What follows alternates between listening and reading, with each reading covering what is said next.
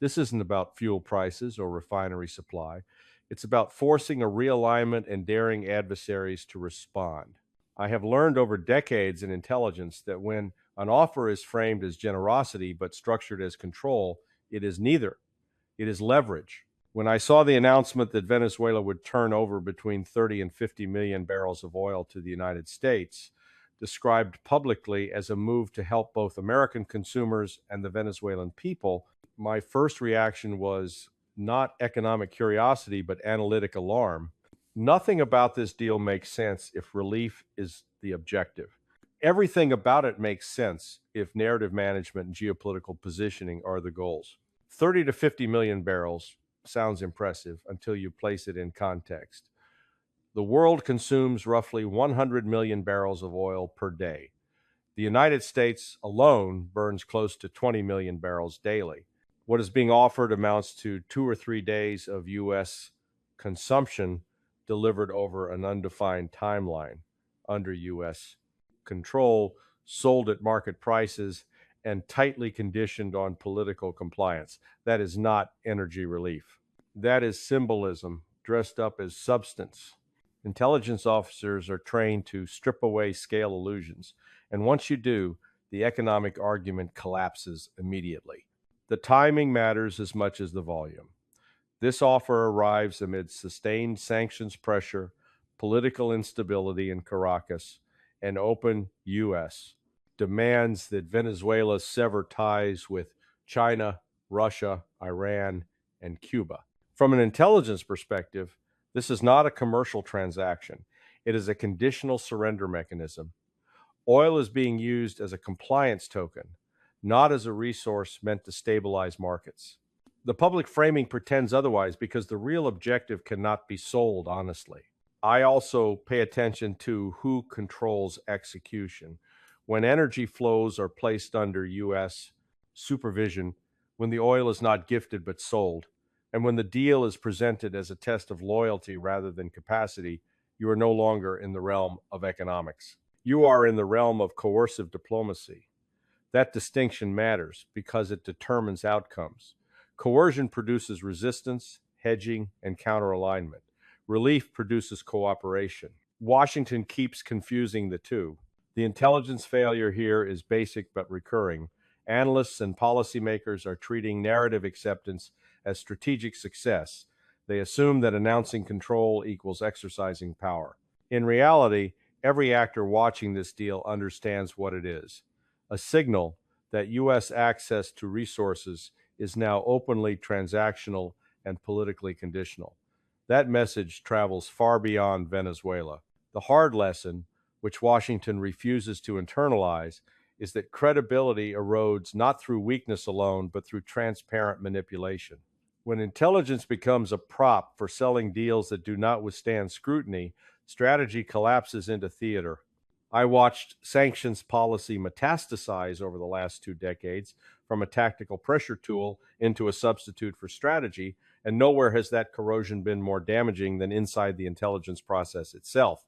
Sanctions are supposed to shape behavior by altering cost calculations. What they have actually done repeatedly is reshape intelligence reporting to justify policies already chosen. Venezuela is a textbook case of that institutional decay. Once sanctions become the centerpiece of policy, intelligence stops being an instrument of discovery and becomes a mechanism of validation. Analysts learn quickly which conclusions are rewarded and which ones die quietly in coordination meetings. In the Venezuelan file, the incentives were clear. Reports that emphasized regime fragility, imminent economic collapse, or public desperation were elevated. Assessments that noted regime resilience, alternative trading networks, or the adaptive capacity of state oil structures were sidelined. That was not accidental, it was structural. Sanctions create bureaucratic pressure to demonstrate progress. Intelligence officers are asked not whether sanctions are working, but how close they are to working. That framing contaminates analysis. Data points get selected to support a narrative of pressure success rather than to measure real-world effects.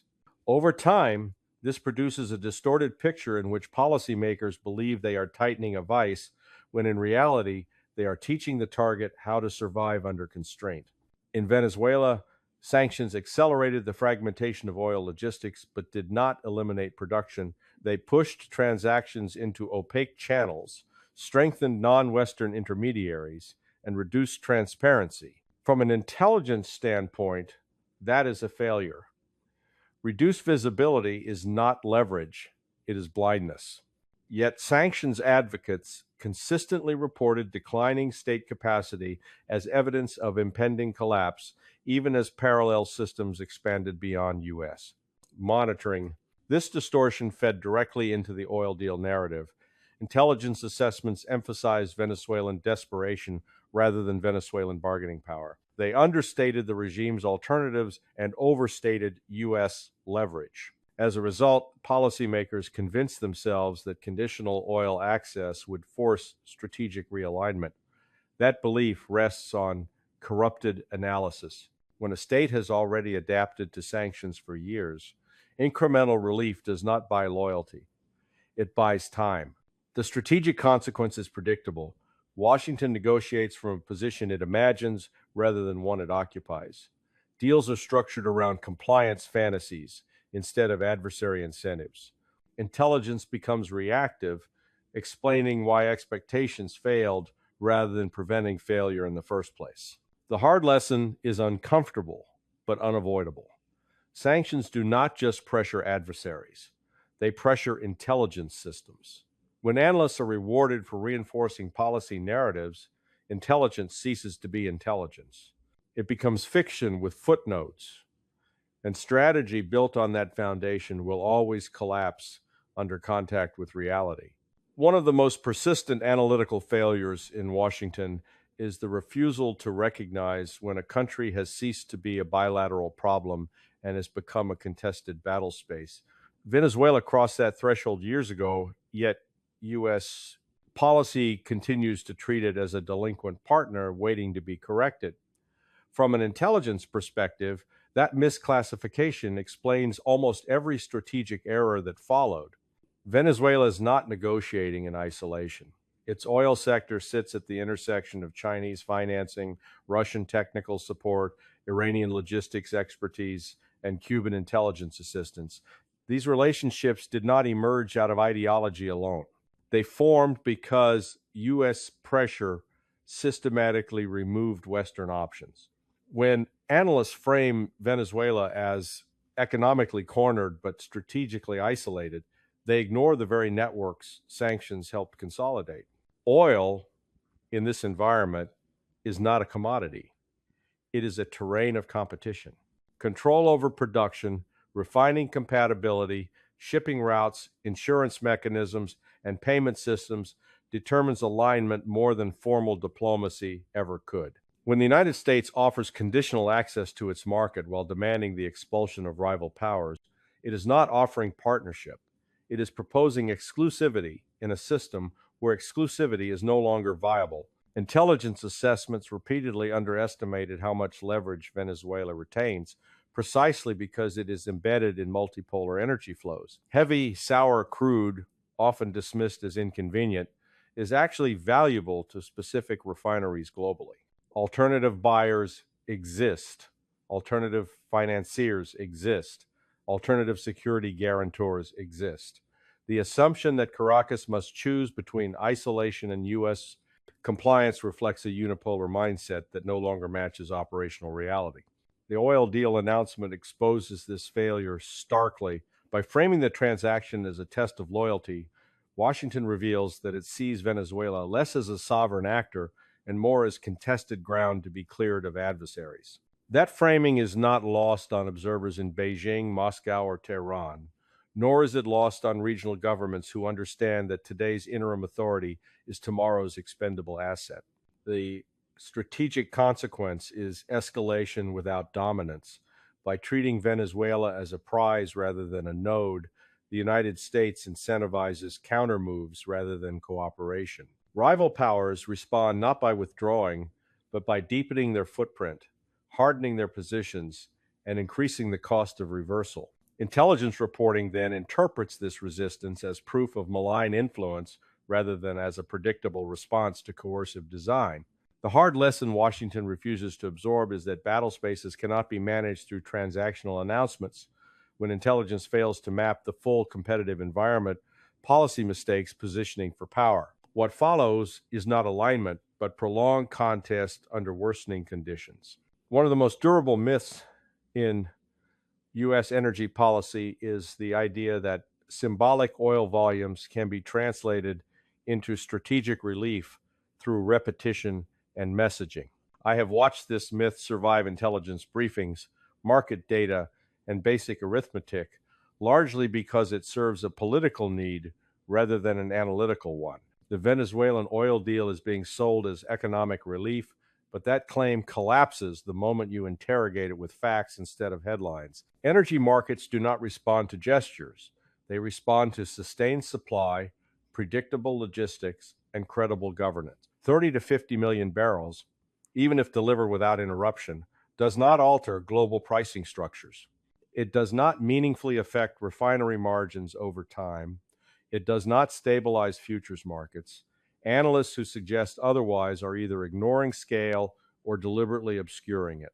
Intelligence officers are trained to recognize when numbers are being used performatively rather than operationally, and this is a textbook case. The heavy sour crude in question further undermines the relief narrative. Only specific U.S. refineries, primarily along the Gulf Coast, are configured to process it efficiently. Even then, integration requires stable transport, insurance coverage, and predictable regulatory conditions. None of those prerequisites are addressed by a politically conditional transfer controlled by the same authority imposing sanctions.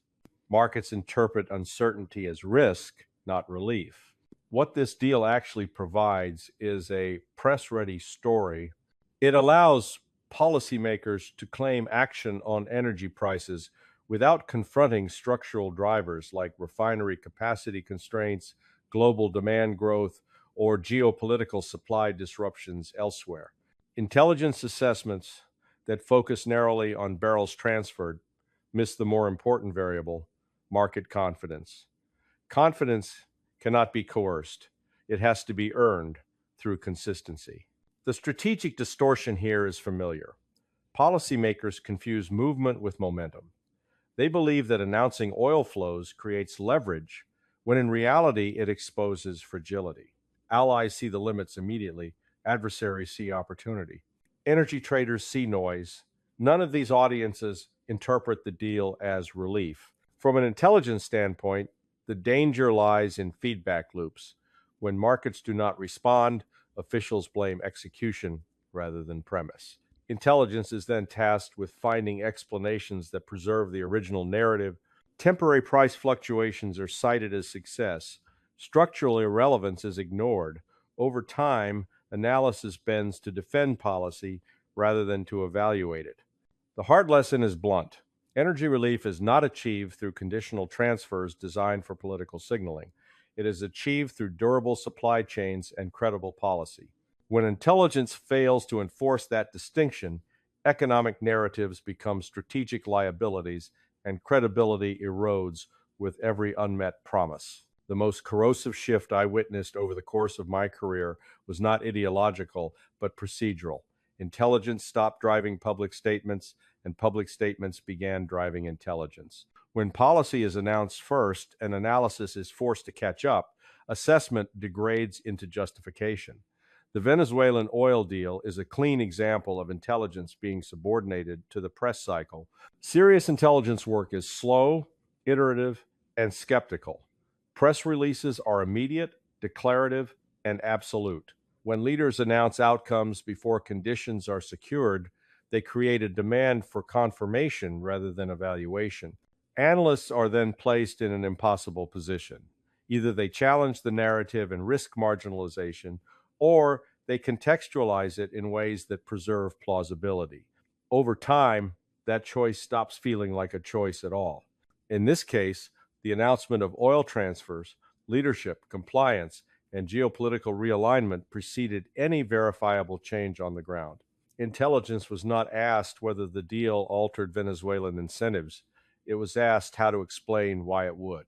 That inversion matters. It turns intelligence into a supporting actor in a communication strategy rather than a tool of statecraft. Media amplification compounds the distortion. Once a claim is broadcast, walked back becomes impossible. Intelligence officers learn that contradicting a presidential statement does not refine policy, it creates friction. So assessments become carefully hedged, technically accurate but strategically misleading. Conditional language is buried, caveats are footnoted, headlines carry certainty that the underlying analysis does not support. This process produces what I came to think of as narrative momentum.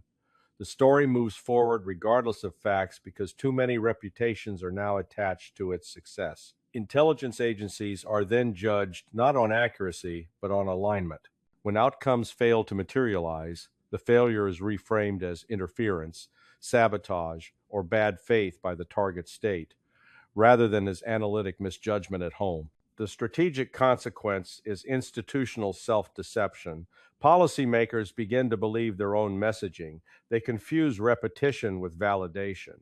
Intelligence, stripped of its corrective function, becomes an echo chamber with classified credentials. The oil deal narrative persists, not because it works, but because reversing it would require admitting that intelligence was never driving the process. The hard lesson is one intelligence professionals learn painfully and often too late.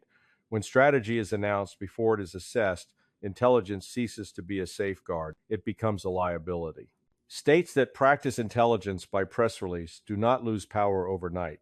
They lose the ability to understand why they are losing it. Strategic blowback does not announce itself with headlines. It accumulates quietly in altered calculations, hedged commitments, and diminished trust. By the time policymakers acknowledge it, the damage is already embedded in the system. The Venezuelan oil deal has triggered that process, not hypothetically, but operationally, and the indicators are visible to anyone willing to look past the messaging. The first layer of blowback is credibility erosion. When the United States frames a politically conditional oil transfer as economic relief, allies understand the translation immediately. They see that access to markets is now openly contingent on compliance with U.S. geopolitical alignment. For states that depend on diversified partnerships to manage risk, that is not reassurance, it is a warning. Intelligence reporting from allied capitals consistently shows increased interest in hedging strategies precisely because Washington's commitments are perceived as transactional rather than structural. The second layer is adversary adaptation. China, Russia, and Iran do not interpret this deal as a loss. They interpret it as confirmation that U.S. leverage is being exercised at the margins rather than at the core. 30 to 50 million barrels does not threaten their energy security strategies. What it does is signal that Washington is willing to politicize supply chains overtly. That accelerates efforts to insulate trade, finance, and logistics from U.S. pressure. From an intelligence standpoint, that is strategic own goal behavior. Regionally, the consequences are already forming. Latin American governments observe how quickly legitimacy is conferred and withdrawn based on U.S. utility. That observation reinforces skepticism toward U.S. backed political transitions and increases the appeal of non-aligned or quietly multipolar postures. Intelligence officers tracking regional voting patterns, trade agreements, and defense cooperation see this shift clearly, even if it is rarely acknowledged publicly. There is also internal blowback. Intelligence agencies tasked with monitoring compliance are now bound to a narrative they did not design. When Venezuela inevitably maneuvers to preserve alternative relationships while extracting limited relief, the intelligence community will be asked to explain deviation as betrayal rather than as rational state behavior. That framing further corrodes analytic integrity and sets the stage for punitive escalation based on misread intent. The strategic consequence is cumulative loss of maneuver space. Each conditional deal narrows future options by hardening perceptions of U.S. behavior. Power becomes harder to exercise precisely because it is exercised too visibly and too often without durable results. The hard lesson is that blowback is not a policy failure you can correct later. It is the delayed cost of intelligence ignored at the outset. When narrative substitutes for strategy, consequences do not wait for permission to arrive. The final failure in this episode is not tactical or even strategic. It is epistemic. Washington no longer knows how to distinguish between leverage and control, between narrative compliance and real alignment. That confusion sits at the heart of the Venezuelan oil deal, and it explains why the same mistakes repeat regardless of administration, party, or declared doctrine. In intelligence work, power is measured by what you can reliably predict and shape, not by what you can announce. The oil deal reveals how far U.S. policy has drifted from that standard. Conditional access is mistaken for influence. Temporary acquiescence is misread as strategic shift. When outcomes fail to materialize, the failure is attributed to bad faith abroad rather than flawed assumptions at home. That cycle is not accidental. It is the product of institutions that have learned to protect narratives instead of interrogating them. The deeper problem is institutional self-preservation. Intelligence organizations now operate in an environment where challenging policy narratives carries professional risk while reinforcing them carries reward. Over time, this reshapes analysis itself. Assessments become cautious where they should be blunt, optimistic where they should be skeptical, and abstract where they should be concrete. Facts are still present, but they are arranged to soften impact rather than to drive correction. The Venezuelan case exposes this pathology clearly. Every serious intelligence indicator points to a state seeking maximum flexibility in a multipolar system, not permanent subordination to U.S. demands. Every energy market signal shows that the oil volumes involved are strategically marginal. Every regional trend suggests declining tolerance for overt coercion, yet policy proceeds as if announcement equals achievement. That is not miscalculation. It is willful blindness. The hard lesson Washington refuses to learn is that intelligence cannot save strategy if strategy refuses to listen. No amount of classified insight can compensate for leaders who value narrative dominance over analytic discipline. When intelligence is reduced to a storytelling tool, it loses its capacity to warn, to restrain, and to correct. What remains is motion without direction. I spent my career learning that the most dangerous failures are not surprises, they are outcomes everyone had the data to foresee but lacked the institutional courage to acknowledge. This oil deal fits that pattern precisely. It will not collapse dramatically. It will simply fade into the long record of initiatives that promise leverage and delivered erosion. When intelligence becomes fiction, credibility becomes collateral damage. And once credibility is spent, no volume of oil, no announcement, and no narrative can buy it back at market price.